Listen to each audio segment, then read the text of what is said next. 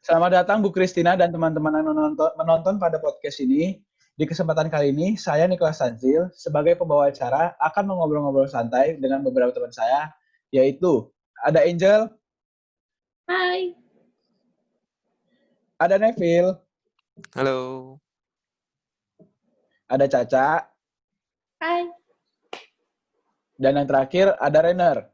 Ya, halo. Dan pada podcast kali ini, tema yang akan kami bicarakan mengenai kehidupan sehari-hari selama masa pandemi yang melanda di Indonesia. Pada pertanyaan pertama, saya akan menanyakan pertanyaan ini pada Angel dan dimulai dengan pertanyaan ringan mungkin ya. Kegiatan sehari-hari apa sih Angel yang dilakuin di rumah selama masa pandemi ini? Nah, untuk kegiatan sehari-hari, selain kuliah kan jam-jam tertentu kan, apalagi sekarang semester pendek, jadi sehari mungkin cuma 1 pelajaran atau 2. Nah, kan waktu sekitaran sejam 2 jam gitu. Habis itu biasanya aku ngerjain tugas, kelola usaha kecil-kecilan, terus bantu. Nah, itu aja sih untuk tiap harinya overall. Oke. Tadi aku mendengar ada sedikit usaha kecil-kecilan. Usaha kecil-kecilan apa tuh kalau boleh tahu? Itu cuman kayak jadi reseller atau kerja sama orang, jualin hoodie, tas, atau kaos, gitu-gituan sih untuk nambah-nambah uang. Oke. Bagus ya, Angel. Menurut Angel, itu lebih produktif atau tidak sih selama kita di rumah aja gitu? Selama di rumah aja yang aku rasain lebih produktif, karena kalau misalkan ke kampus langsung, biasanya itu mungkin cuman kuliah, nunggu jam pergantian, kayak ngobrol-ngobrol sama temen, ya baliknya langsung kayak udah sore, pokoknya udah nggak produktif. Emang kuliah produktif kalau secara langsung, tapi lebih produktif yang aku rasain itu di rumah aja, karena bisa ngelakuin lebih banyak hal. Tapi itu beda-beda sih tiap orang. Oke. Diterima jawaban Angel. Angel juga kayak ada ngerasain hal positif apa gak sih yang dirasain selama pandemi COVID-19 ini? Pandemi ini tentunya hal positif yang bisa kita semua rasain itu dari gadget. Jadi dulu kan gadget itu kita gunain cuma buat dari Instagram, YouTube, atau kayak ya semacam itulah, ngechat sama teman. Tapi sekarang yang aku rasain kayak gadget aku tuh bisa aku gunain buat join meeting kelas gitu, atau ngerjain searching tugas gitu. Pokoknya lebih berguna gitulah. Terus selama pandemi ini ya aku rasain juga positifnya bisa interaksi sama orang tua. Jadi kayak ada interaksi gimana sih bangun usaha yang bener, kayak gitu sih. Oh, oke. Jadi gadget tidak dipandang selalu buruk ya sekarang dengan adanya COVID-19 ini. Terima kasih COVID-19. Jadi, habis itu aku mau nanya lagi deh. Jadi hal penting atau inti apa gak sih ada yang dirasain selama di rumah sama Angel? Nah, kalau main sama di rumah tuh positif yang pastinya. Kayak ya udah oke-oke aja. Emang dari awal selama dibilang harus di rumah aja, ya aku rasain tuh positif aja sih. Soalnya lebih dekat sama keluarga, balik ke daerah asal kan.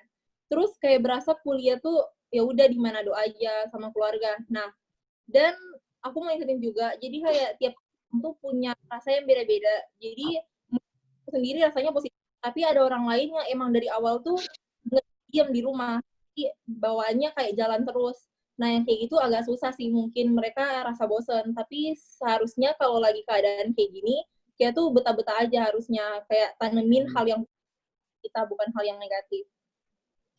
Oke, jadi kita tidak mementingkan ego sendiri ya, juga memikirkan orang lain. Habis itu kita tahu kalau segala suatu hal itu pasti ada kekurangan dan kelebihannya kan. Aku juga mau nanya nih, kekurangan dan kelebihan apa aja sih yang dirasain selama ini, selama diem di rumah gitu? Untuk kelebihannya, kayak tadi aku bilang, yang gadget kita gunain lebih berguna, itu udah pasti banget. Terus jadi tahu hal-hal yang lebih luas, wawasan kita lebih luas gitu. Terus kayak bisa kembangin hal-hal itu.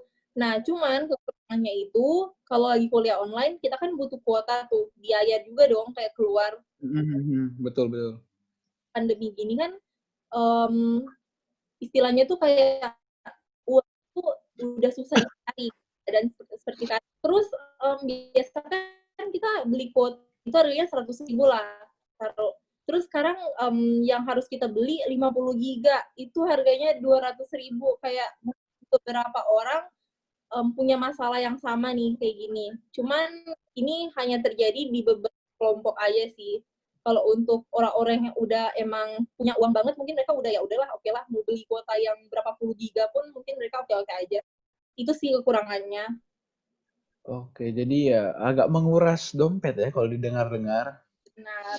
Mungkin segitu aja lah ya kalau ditanya ke Angel. Terima kasih Angel setelah dijawab Iya. dengan sangat benar dan tepat. Sekarang saya akan berpindah ke Neville. Hai Neville. Ya, halo.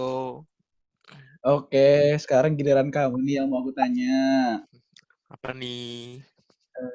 Neville, ada hal positif apa gak sih yang dapat diambil selama kita berada di rumah ini?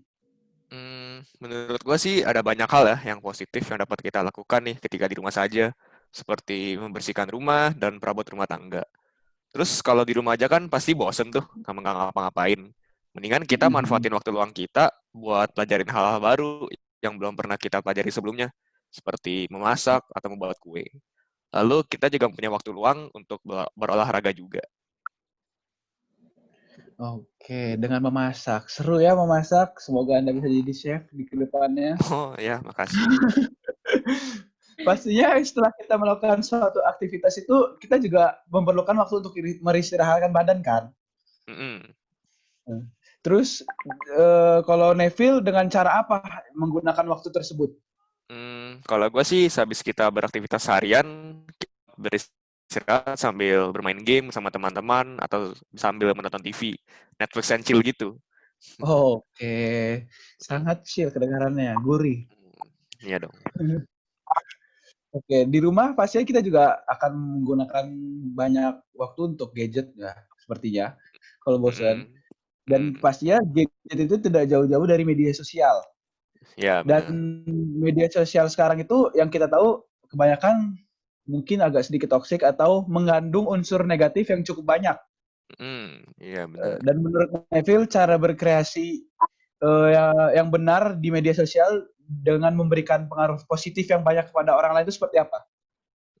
Kalau menurut gue ya, sebenarnya sih di masa era globalisasi ini ada banyak cara untuk berkreasi melalui media sosial. Misalkan kita dapat membuat video di YouTube.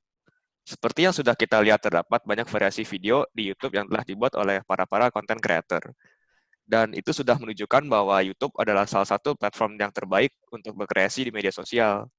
Selain itu juga, ada banyak aplikasi-aplikasi yang dapat kita gunakan untuk berkreasi. Salah satunya adalah Instagram. Instagram itu dapat kita gunakan untuk sharing-sharing dan membuat promosi. Lalu kita juga dapat berjualan secara online melalui beberapa aplikasi penjualan seperti Tokopedia, Shopee, dan lain-lain. Seperti Angel tadi.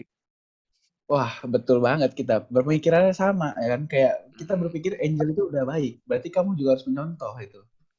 Ya. Dan ya, Neville sepertinya juga sudah cukup. Terima kasih Neville sudah menjawab. Ya, sama-sama. Oke. Saudara Renner, kamu saya yang tanya kali ini. Halo, Saudara halo. Renner. Halo, saudara Niko ya, kenapa? Saudara Renner. Aku mau nanya. Ya, Menurut kamu, kita sebagai masyarakat biasa yang hanya bisa menunggu di rumah sampai wabah ini mereda, sikap apa yang bisa kita lakukan untuk menghormati para tim medis? oke. Akan saya jawab ya, saudara Niko. Baik, saya tunggu. Jadi sebenarnya itu banyak cara yang bisa kita lakukan untuk menghormati para tim medis. Tapi salah satu cara yang paling mudah untuk kita lakukan adalah dengan diam di rumah aja. Dengan diam di rumah aja, itu kita sudah sama dengan membantu dan menghormati para tim medis, karena kita sudah bisa menahan diri untuk keluar rumah sehingga virus-virus itu tidak bertebaran keluar lagi. Jadi, jika tidak sepenting apapun atau tidak tersesak, maka kita sebaiknya tidak keluar rumah. Karena kita lebih baik di rumah aja, agar virus ini dan COVID ini bisa cepat selesai dan kasusnya tidak semakin banyak. Amin, kita doakan supaya cepat selesai, supaya kita bisa kembali seperti normal, seperti biasanya, tidak berdiam diri di rumah. Habis itu aku juga mau nanya deh, kan pasti semua orang di luar dugaan atau tidak, pasti ada keperluan mendesak atau keperluan penting yang harus dilaksanakan. Ya. Menurut kamu ada tips atau trik gitu gak sih yang bisa kita lakukan supaya tetap menjaga tubuh kita supaya tidak terpapar virus ini? Ya, seperti yang sudah saya katakan tadi, jika ada memiliki kondisi terdesak atau sangat penting untuk keluar, maka kita juga harus mengikuti prosedur-prosedur yang ditetapkan oleh pemerintah. Dengan contohnya seperti memakai masker jika berkeluaran keluar rumah, kemudian social distancing, menjaga jarak dengan banyak orang, sering mencuci tangan, memakai hand sanitizer, dan kemudian jika kita juga harus menghindari sentuhan dengan orang lain. Karena virus ini kan menyebarnya lewat sentuhan, lewat berkata-kata juga, jadi kita lebih baik untuk menjaga jarak dan keluar hanya untuk mencari yang kita butuhkan saja. Jadi begitu jawaban dari saya. Oke, sangat baik sekali dan dapat dicontoh sekali ya saran yang telah diberikan oleh saudara Renner ini. Terima kasih Renner telah membantu kita untuk mengingatkan kembali cara meredakan virus tersebut dan telah menjawab pertanyaan dari saya dengan sangat baik. Dan Caca, Halo, saya akan bertanya pada Caca kali ini. boleh.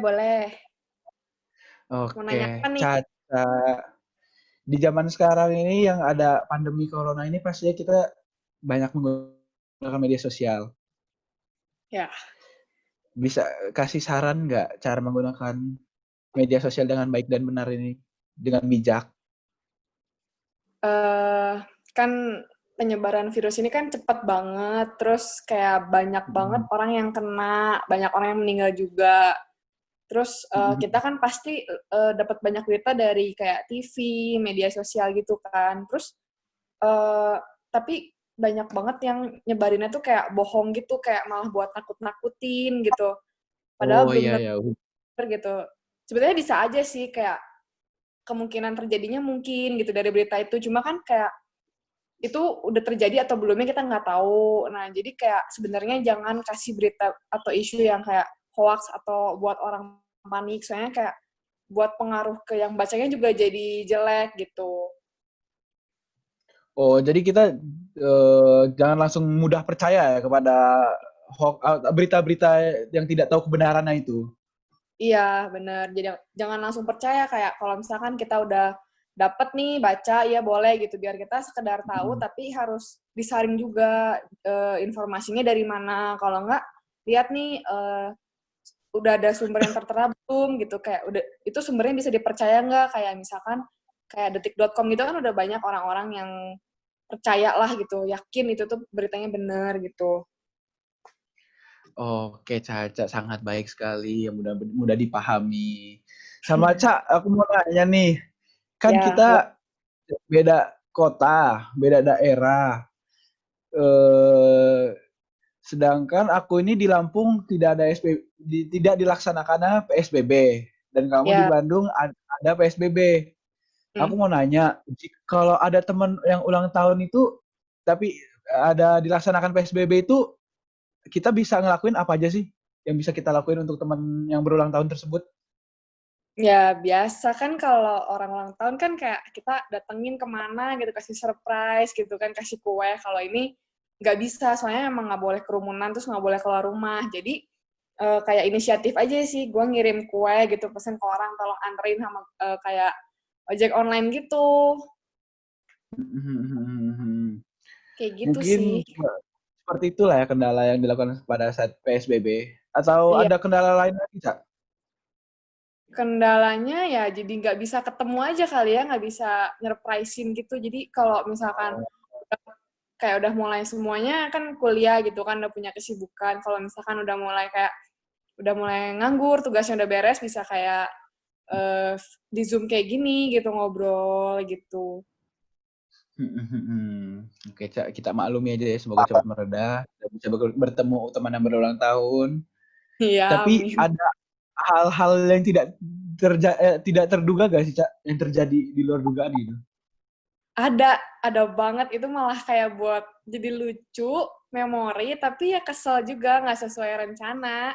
Kayak waktu itu, Oh, kayak selama pandemi ini tuh udah ada 3 temen yang ulang tahun, terus orang yang pertama gue inisiatif sendiri gitu, kayak kasihan lah, ya udah deh gue sendiri aja gitu kan, emang deket banget. Gue nggak nggak patungan gitu. Terus gue pesen kue, udah gitu gue suruh ojek online kan anterin. Ya pikiran gue kayak ya udah aja diterima, tapi nanti taunya dari ojek online kan dari nama gue gitu.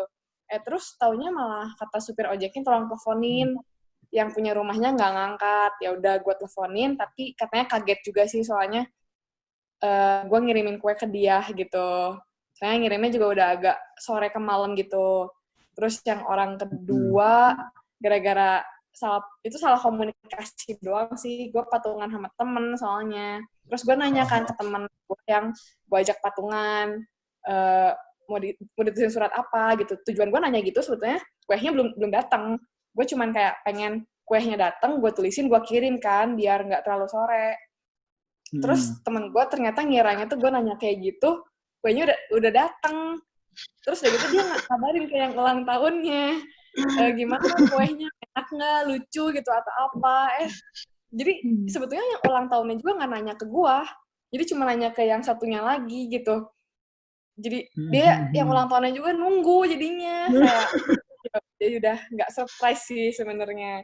Terus yang Sangat tidak terduga ya. Kenapa? Sangat tidak terduga sekali cerita Anda yang kedua itu. Iya, gak banget. Soalnya gue juga baru sadar, baru tahu kalau ternyata udah dikasih tahu tuh pas udah agak sore, gara-gara gue telepon kayak ulang tahunnya.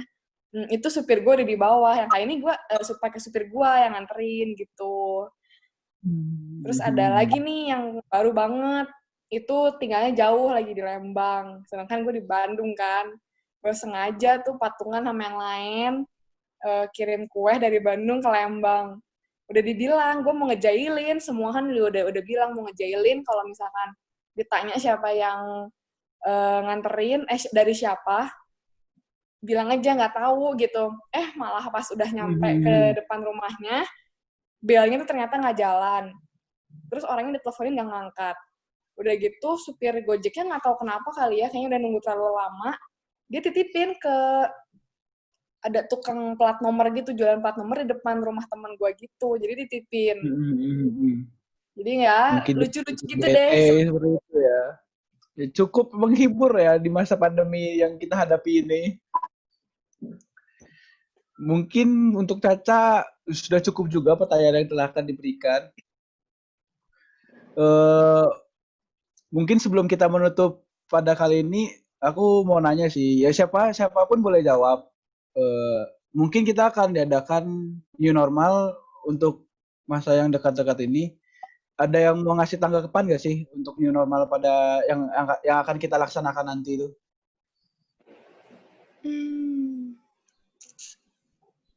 Mungkin Neville atau Caca, Angel, Rainer boleh menjawab tanggapan untuk new normal.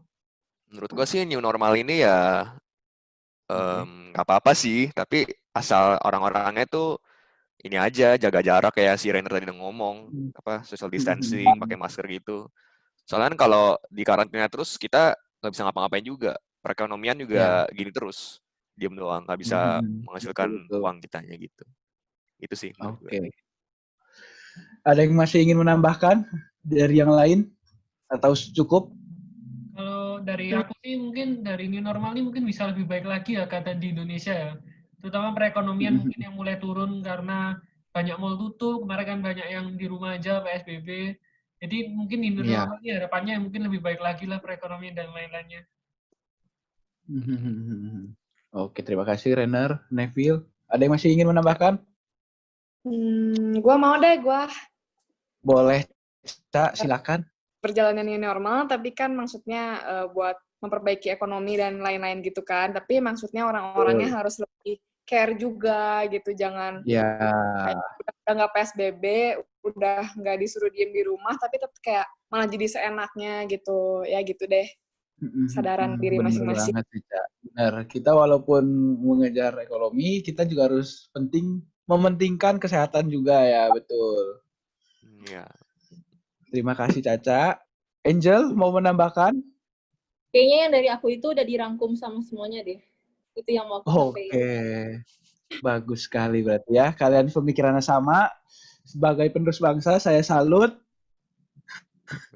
Terima kasih semuanya telah datang kepada podcast ini. Sama-sama. Ya. dan menjawab Sama-sama. pertanyaan-pertanyaan. Oke, kita akan berada di penghujung acara, yaitu closing. Terima kasih Bu Christina dan kawan-kawan yang telah menonton podcast pada kali ini. Terima kasih juga kesempatan yang diberikan oleh Tuhan.